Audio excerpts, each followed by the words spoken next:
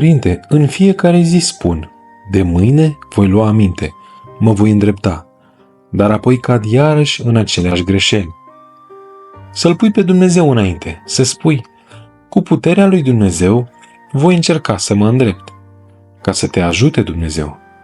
Faptul că vrei să te îndrepți înseamnă că accepți ajutorul. Cere așadar de la Dumnezeu să te ajute, iar El își aruncă privirea asupra ta. Adaugi și de la tine puțină strădanie și înaintezi. Cine, când vede un copilaș care încearcă să răstogolească un pietroi cu mânuțele, nu va alerga ca să-l ajute pentru a nu-l vedea chinuindu-se? La fel face și Dumnezeu. Când vede puțina ta strădanie, te va ajuta să biruiești. Unii, deși nu depun niciun efort pentru a se îndrepta, spun, Hristoase al meu, am aceste patimi. Tu poți să mă izbăvești, așadar izbăvește-mă. Cum să ajute atunci Dumnezeu? Pentru ca să ajute Dumnezeu, omul trebuie să se străduiască pe cât îi stă în putință. Adică sunt lucruri pe care trebuie să le facă omul însuși ca să ajute apoi Dumnezeu. În niciun caz nu poate fi ajutat dacă el însuși nu vrea să se ajute pe sine. Uneori ne căutăm să dobândim harul și harismele lui Dumnezeu într-un mod magic. Credem că putem să dobândim fără osteneală o virtute sau chiar să ne sfințim. Dar pentru ca Dumnezeu să dea, trebuie ca noi să semănăm. Cum să ne dea Dumnezeu fără ca noi să lucrăm? Ce spune troparul? Nerodirea pustiului o ai lucrat. Dumnezeu trimite ploaie, înmoaie pământul, dar și noi trebuie să ne arăm ogorul. Pământul este gata, dar trebuie să băgăm plugul în ogor și să-l semănăm. Și ceea ce semănăm, aceea vom secera. Dar cum vom semăna dacă nu arăm? Și ce vom secera dacă nu semănăm? De aceea, să nu întrebați numai ce poate Dumnezeu să facă, ci să vă întrebați și pe voi înșivă ce puteți face. Banca lui Hristos dă o dobândă foarte mare. Dar cum vom ridica bani dacă nu am depus nimic la bancă? Părinte, ce este iubirea de sine? A face pe plac omului tău celui vechi, adică a-l iubi pe omul tău cel vechi.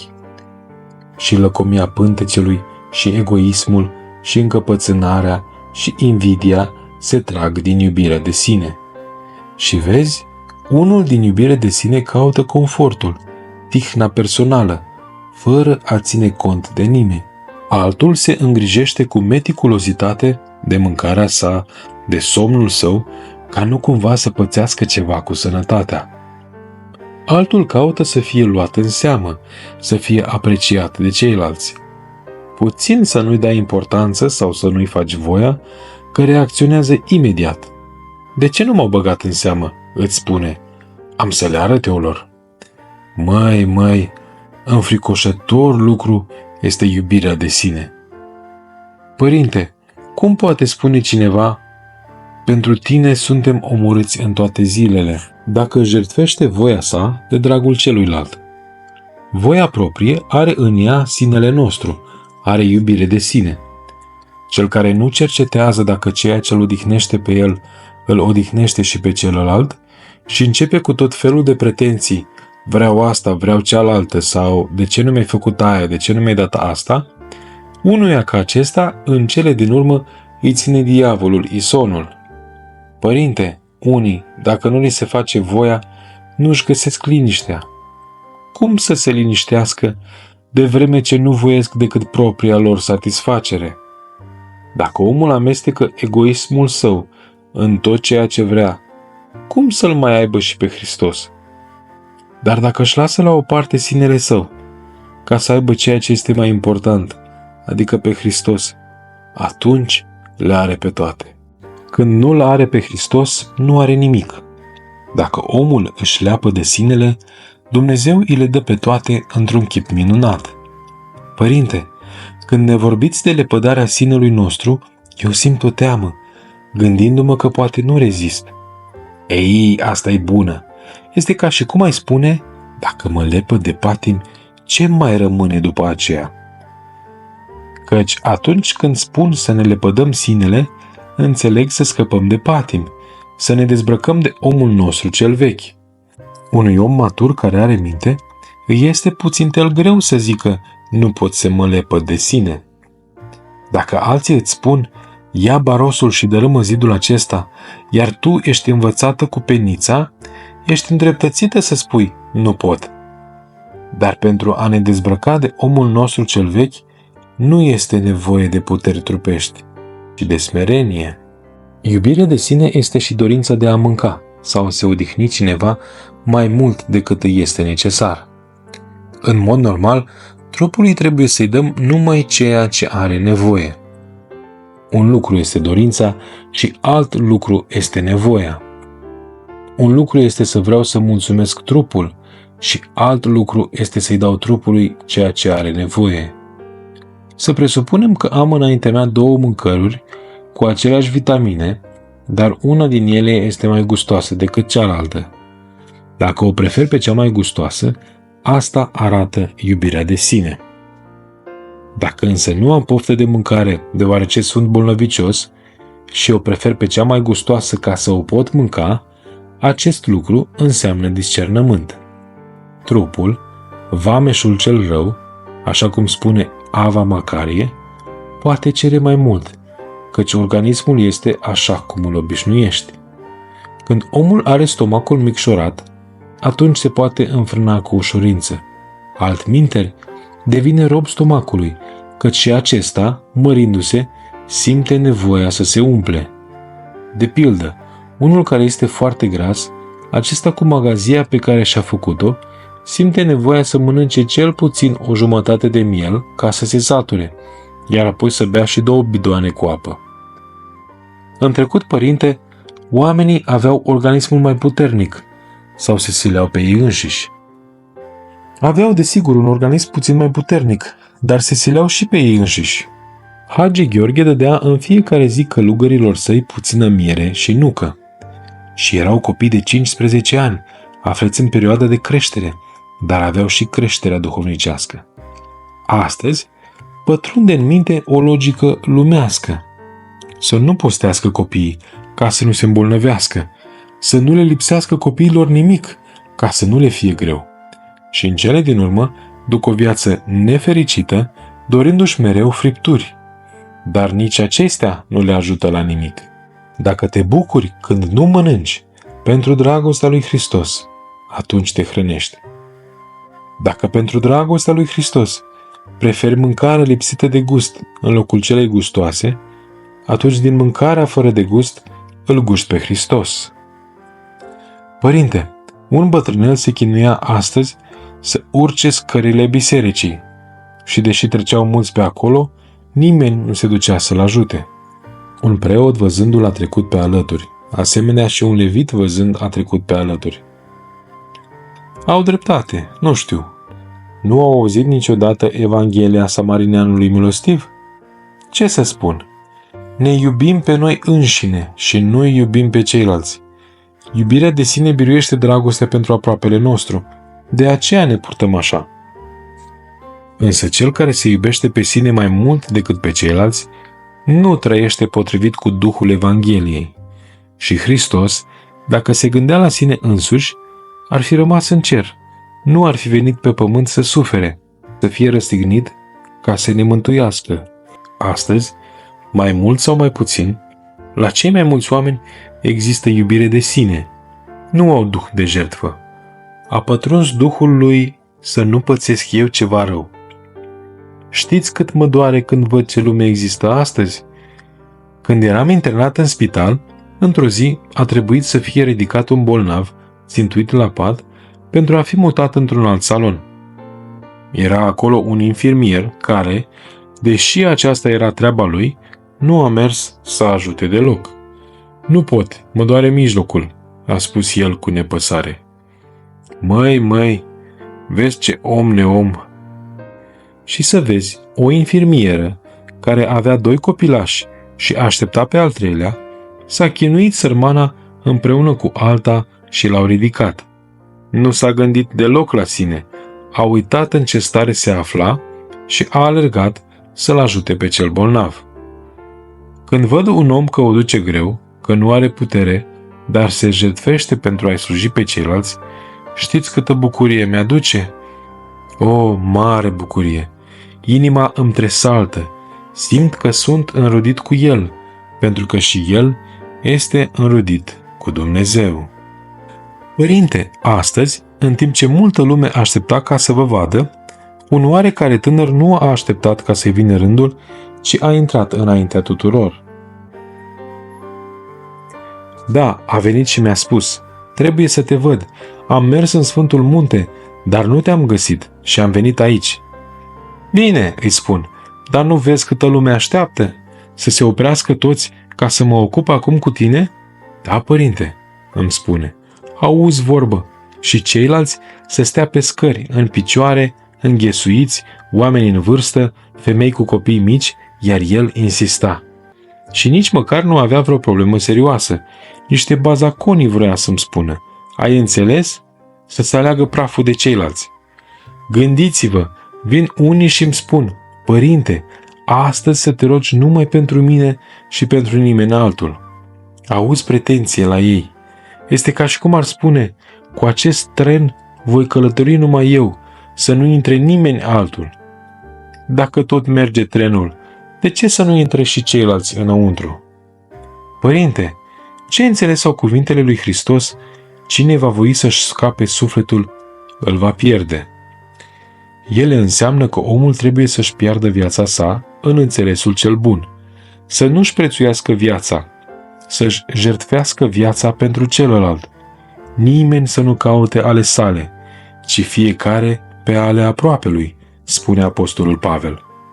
Toată temelia vieții duhovnicești aceasta este, să uit de mine în înțelesul cel bun și să mă gândesc la celălalt, să particip la durerea, la greutatea celuilalt, să nu mă îngrijesc cum să scap de greutate, ci cum să-l ajut pe celălalt, cum să-l odihnesc. Părinte, atunci când spun, atât pot să lucrez, atât rezist eu, o spun din iubire de sine? Cu cât stai mai mult, cu atât te înmoi mai tare, cu cât lucrezi, cu atât te întărești. Pe lângă faptul că alungă mucezeala cu osteneala, este ajutat și duhovnicește. Scopul este ca omul să ajungă să se bucure mai mult de reaua pătimire decât de traiul cel bun. Dacă ați ști cum trăiesc unii bătrânei acolo în Sfântul Munte și ce bucurie simt ei. Iată, un bătrânel care locuia singur la 1 kilometru mai încolo de coliba mea, știți câtă lepădare de sine avea? Coliba lui se afla la înălțime, într-un loc foarte abrupt, și cobora pe cărare în 4 labe, ca ursul, sărmanul, ca să meargă la un alt bătrânel de mai jos când avea nevoie de ceva.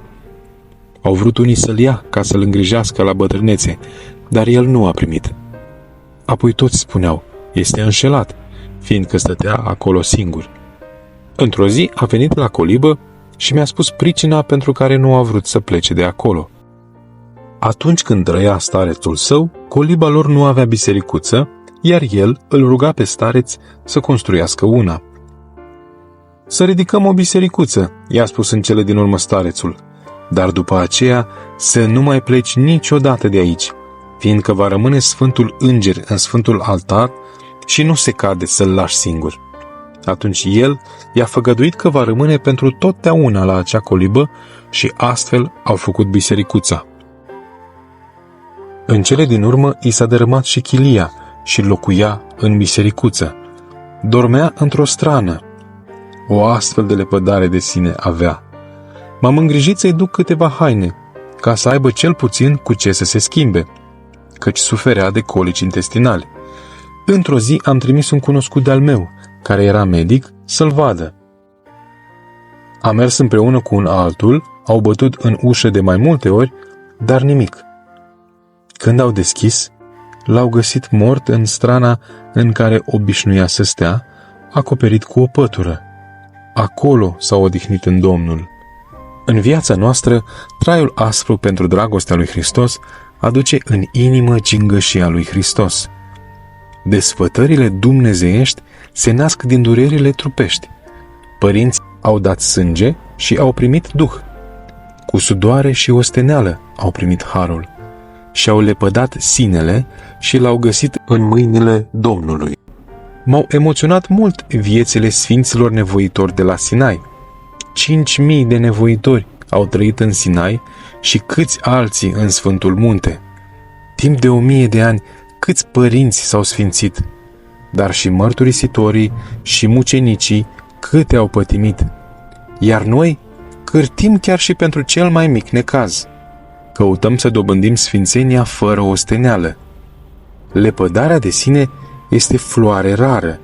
Nici chiar noi, monahii, n-am înțeles că cele bune cu osteneală se dobândesc. Și de aceea suntem îngăduitori cu noi înșine, ne îndreptățim și găsim circumstanțe atenuante pentru orice. De acolo începe răul. Și diavolul găsește îndreptățiri pentru fiecare om, dar anii trec. De aceea, să nu uităm de noi, ci să ne amintim puțin și de faptul că există și moarte. De vreme ce vom muri, să nu-i dăm trupului atât de multă atenție. Nu spun să nu-i dăm atenție și să pățim ceva rău, ci să nu ne închinăm odihnei. Părinte, îmi spune gândul că obosesc repede nu din cauza puținei mele rezistențe, ci din altă pricină. Da, dacă exista în lăuntrul tău focul cel dumnezeiesc, altfel ar fi stat lucrurile. Părinte, dar cum voi dobândi acest foc dumnezeiesc? Uitând de tine însăți și gândindu-te la ceilalți. Mi se pare greu să fac acest lucru întotdeauna. Cel puțin, încearcă să te gândești și să te îngrijești de ceilalți, așa cum te gândești și te îngrijești de tine însăți. Astfel, încet, încet, vei ajunge să nu te mai intereseze propria persoană, în înțelesul cel bun, și să te gândești întotdeauna la ceilalți. Și atunci, desigur, se va gândi și Dumnezeu la tine, se vor gândi și ceilalți. Numai să nu faci acest lucru pentru ca să se gândească ceilalți la tine. Prin urmare, părinte, ceea ce mă chinuiește este sinele meu. Da, măi copilă, leapădă-ți sinele. Dacă îți arunci sinele, apoi vei zbura. De ce te păstrezi pe tine însăți pentru tine însăți? Partea de dragoste pe care o ții pentru tine, o iei din dragostea cuprinzătoare pe care trebuie să o ai pentru ceilalți. Părinte, cum să-mi arunc sinele? Pe cât poți să te scoți pe tine din acțiunile tale și să-i așezi pe ceilalți în lăuntrul tău. Străduiește-te ca lucrul pe care îl vrei pentru tine să-l dai celorlalți. Să dai și iar să dai, fără să te pui la socoteală pe tine însăți. Cu cât vei da mai mult, cu atât vei primi mai mult, căci Dumnezeu îți va da din belșug harul său și dragostea sa. Te va iubi mult, la fel cum și tu îl vei iubi mult, fiindcă vei înceta să-ți iubi propriul sine, care îți cere să te hrănești din egoism și mândrie, iar nu din harul lui Dumnezeu. Harul lui Dumnezeu, care dă sufletului toate vitaminele și aduce în trup dumnezeiasca schimbare, făcându-l pe om să strălucească. Mă voi ruga ca să simți toate acestea foarte curând, ca să te izbăvești de chinul iubirii de sine.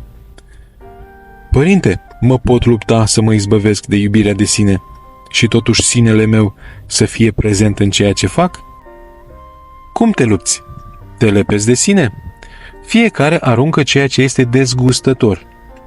Trebuie însă să înțelegi că este dezgustător.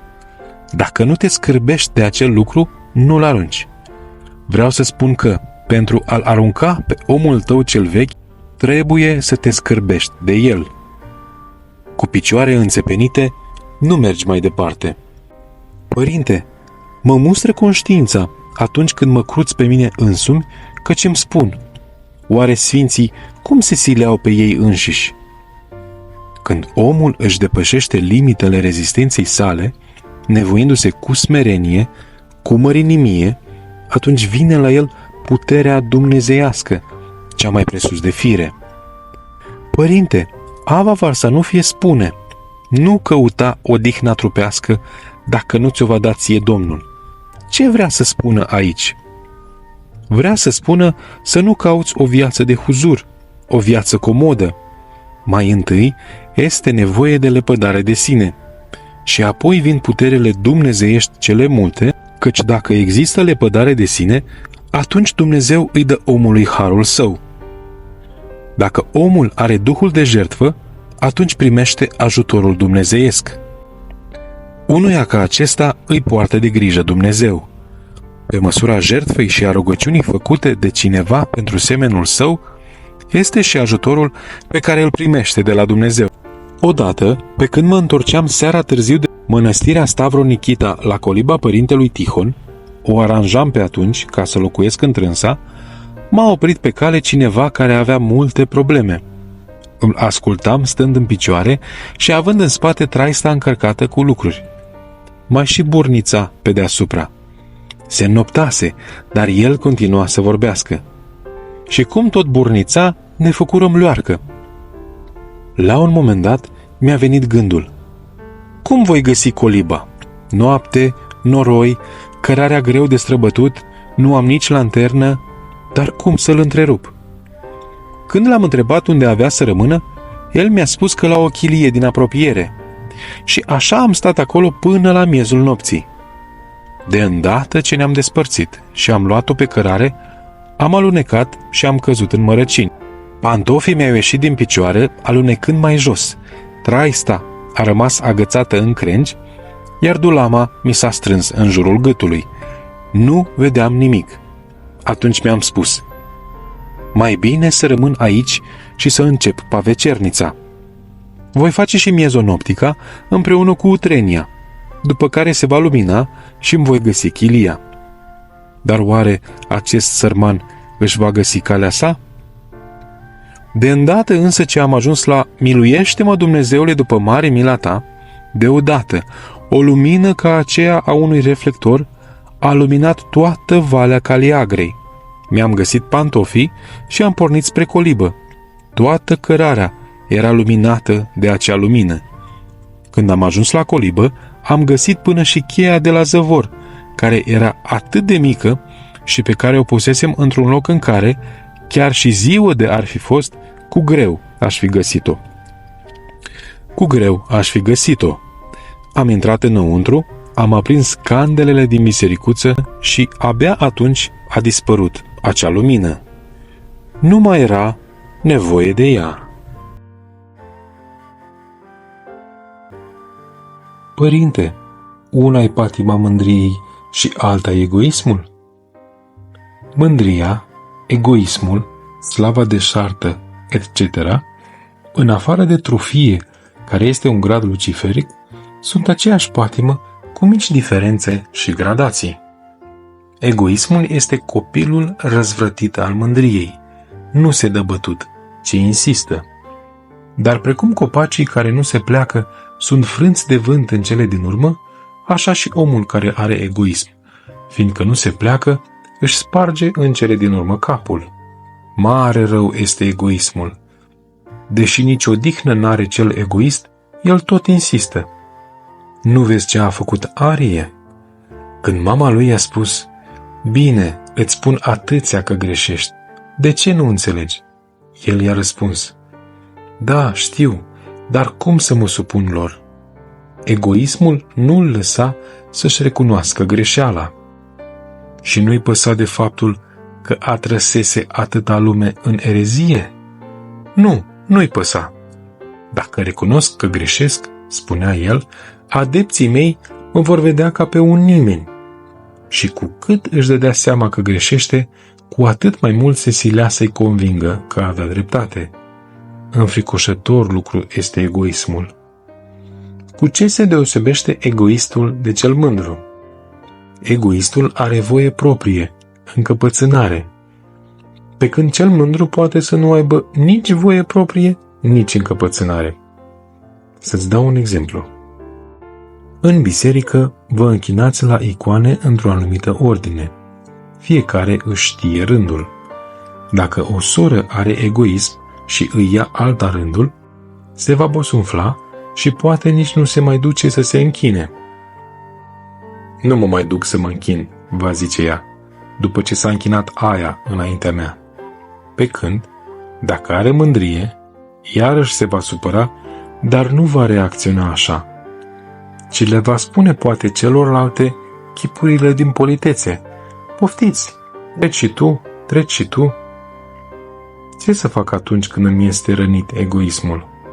Când îți este rănit egoismul, să nu-l oblojești, ci lasă-l să moară. Dacă egoismul tău va muri, sufletul tău va învia. Părinte, cum moare egoismul? Trebuie să ne îngropăm propriul eu, să putrezească și să devină gunoi, ca să se dezvolte smerenia și dragostea.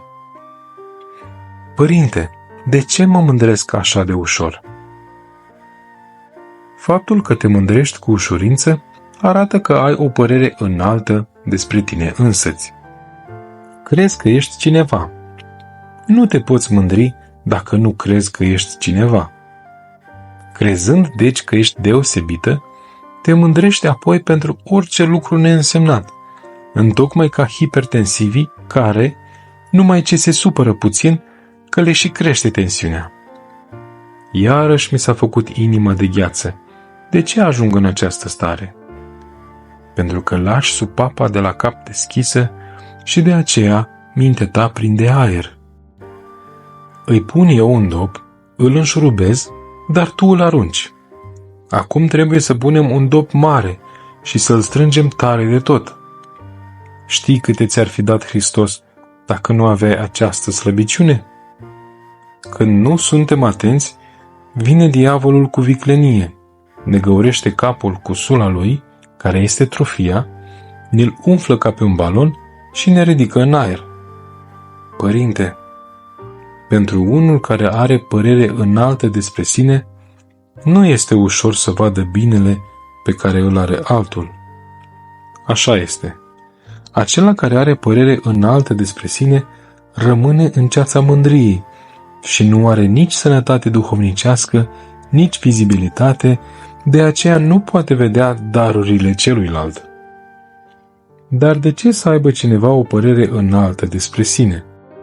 Cum să vină la el ideile dumnezeiești dacă nu-și va arunca ideea înaltă despre sine? De va lua Hristos șurubelnița și va răsuci puțin șurubul, numai neghiobii vom vorbi. Deci ce părere să mai ai despre tine însăți? Cel care are o părere înaltă despre sine își iese din sine, își iese din minți. Ca să se regăsească pe sine, trebuie să tot coboare, să aterizeze. Altminteri, va rătăci prin nori și va consuma benzina în aer. Părinte, ce înseamnă de n-ar zidi Domnul casa, în zadar s-ar osteni cei ce o zidesc? Aceasta se referă la încrederea în sine a omului. Vezi, și în slujba tunderii în schima mare, întrebat fiind candidatul la călugărie, pe toate acestea le vei răbda?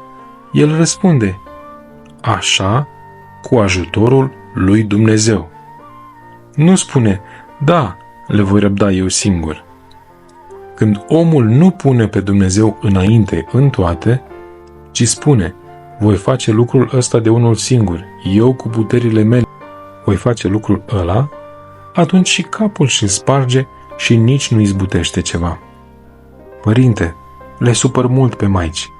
Ele îmi spun să fac una, eu fac alta. Pățești acest lucru din pricina încrederii în sine. Tu crezi că prinzi păsările în zbor, dar de fapt prinzi aer. Ridici mâna și crezi că ai prins o pasăre. Am prins-o, spui, dar mâna ta este goală. Ridici cealaltă mână și zici, am prins-o, dar iarăși ești cu mâna goală. Să te uiți mai întâi dacă mâna ta este plină și abia după aceea să spui, am prins-o.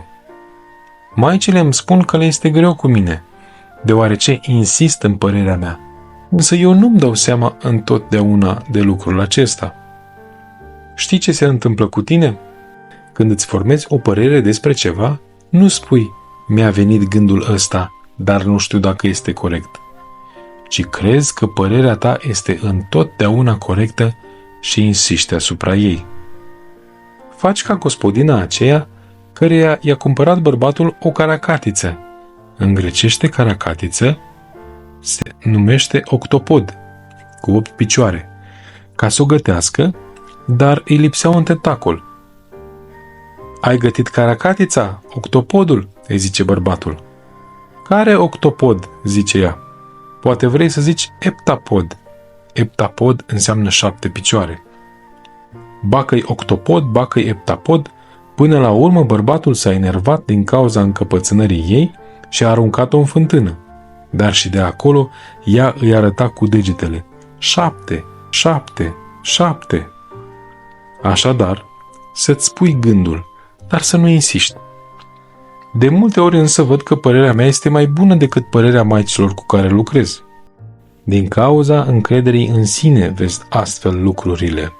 Să iei bine aminte, căci cel care are multă logică și judecată cu egoism și încredere în sine poate ajunge să nu mai accepte pe nimeni. Și cum mă voi izbăvi de încrederea în sine? Dacă te cunoști pe tine însăți, vei vedea că nu ai nimic al tău și că nimic nu poți face fără ajutorul lui Dumnezeu. Așadar, dacă înțelegi că orice lucru bun pe care îl faci este de la Dumnezeu și că ale tale sunt toate neghiobiile pe care le faci, atunci vei înceta să-ți pui nădejdea în tine însăți și te vei izbăvi de încrederea în sine. Părinte, cel care are mândrie spune totdeauna binele pe care îl face? Și dacă îl spune și dacă nu îl spune, se laudă cu el în ascuns. Iată, a venit cineva să mă vadă zilele acestea. Îmi vorbea mereu despre sine și tot adăuga mereu. Spre slava lui Dumnezeu spun astea. Și tot zicea, spre slava lui Dumnezeu spun astea. I-am spus atunci cu delicatețe. Nu cumva intră puțin aici și slava ta? A, nu, îmi spune el, toate spre slava lui Dumnezeu. În cele din urmă am văzut că nu venise să-mi spună ceva care îl preocupa, ci ca să-mi povestească isprăvile lui cele spre slava lui Dumnezeu. În realitate însă, toate le spunea spre slava proprie. În tot cazul, când omul trămițează binele pe care îl face și se mândrește, îl pierde întotdeauna. Atunci se și obosește fără rost și se și osândește. Unul care trebuia să devină preot s-a dus la o mănăstire retrasă, ca să rămână acolo înainte de hirotonirea sa timp de 40 de zile. Însă, în cea de-a 38-a zi, s-a ivit o nevoie și a trebuit să plece în lume. Apoi a făcut tot posibilul să se întoarcă, ca să rămână în mănăstire încă 2 zile, căci altfel, cum ar fi putut spune că a stat 40 de zile în pustie înainte de hirotonia sa? Vezi? Și Moise a stat 40 de zile pe muntele Sinai înainte de a primi cele 10 porunci. Apoi spunea peste tot: eu, înainte de hirotonia mea, am stat în liniștire 40 de zile. Dar oare în felul acesta vine harul? Mai mult har ar fi primit dacă stătea de mii de ori, câte 20 de zile sau 15 zile sau nicio zi, dar să nu se laude că a stat 40 de zile. Părinte, Apostolul Pavel spune: cel ce se laudă, întru Domnul să se laude. Această laudă poate fi din mândrie? Nu, cum să fie din mândrie? Este o laudă de slăvire, o mulțumire către Dumnezeu. Dacă considerăm o mare cinste și o binefacere faptul că bunul Dumnezeu a rânduit să fim creștini, această laudă nu este din mândrie. Să presupunem că cineva consideră o binecuvântare și se bucură că Dumnezeu a rânduit ca el să aibă părinți buni și evlavioși. Aceasta nu înseamnă că se laudă lumește, ci că are recunoștință față de Dumnezeu.